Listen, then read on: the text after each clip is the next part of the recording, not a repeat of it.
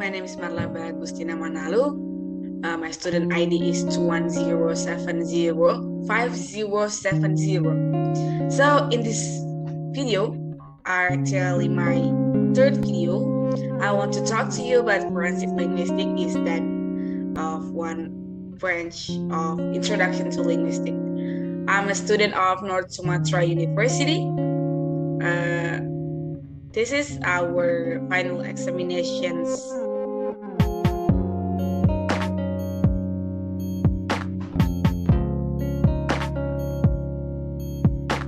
So, first of all, let's talk about the definition is forensic linguistics. What is forensic linguistics?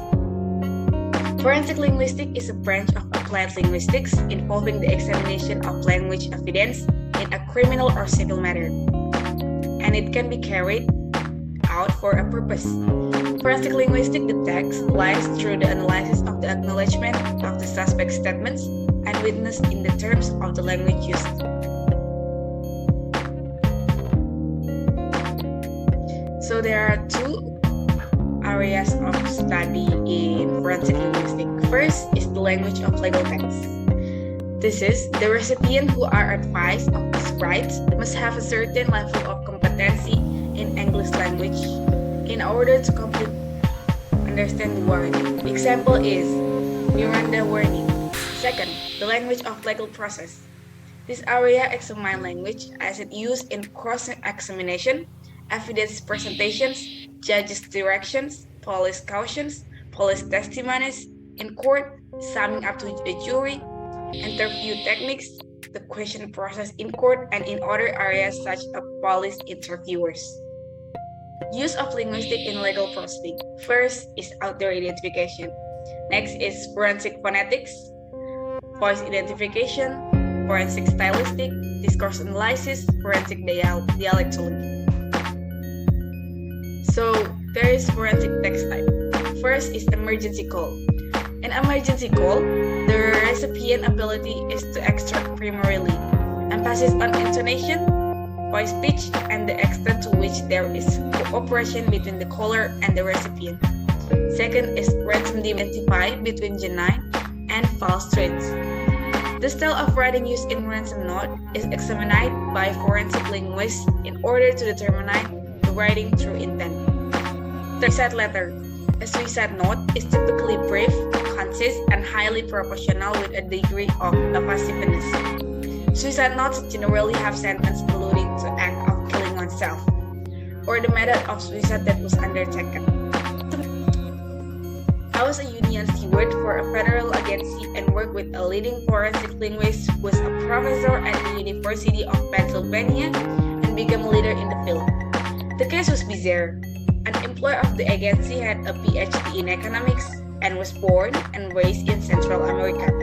She came to the US as a teenager.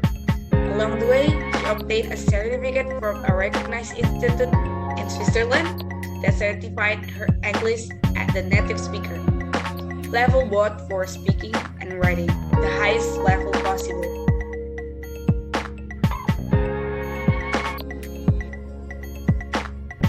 She was disciplined because she was accused of sending an inappropriate letter on department stationery and then forget the signature of someone else. The letter was strange. It was written as thought the writer was partially fluent in English but contained some Spanish, like phrases and grammatical and spelling mistakes. Since was I convinced the employee was innocent, I looked up this new file of forensic linguistics and found this professor. I sent her a copy of the document for her examination. She came back with an amazing analysis and fully explained it. You see, when a person learns a foreign language, they learn at graduated levels. If you are a beginner, you make the mistake a beginner makes. You not make the mistake of an intermediate or more advanced level. This document contained mistakes all over the place. There were mistakes at all 4 levels. Additionally, the mistakes within each level were vastly inconsistent. Her conclusion, someone who knew or little Someone who knew little or no Spanish wrote the document to make it look like an intermediate level writer had written it. In other words, she was being framed. We had our suspicions. So he hired a forensic handwriting expert to examine the signature on the document. He took our employees' examples of handwriting and compared them to the document and verified that she could not have forgot the document. The funny thing, he said, was the G in the signature.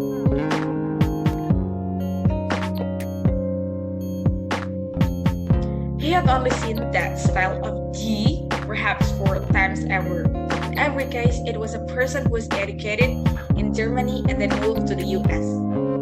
That we found interesting because it turns out that this employee, immediate supervisor, just happened to have been born and raised in Germany. His conclusion, this was a situation for too rare to be a coincidence. I wish there was a happy ending, but theirs was none. Once we had that information, we moved aggressively to defend her.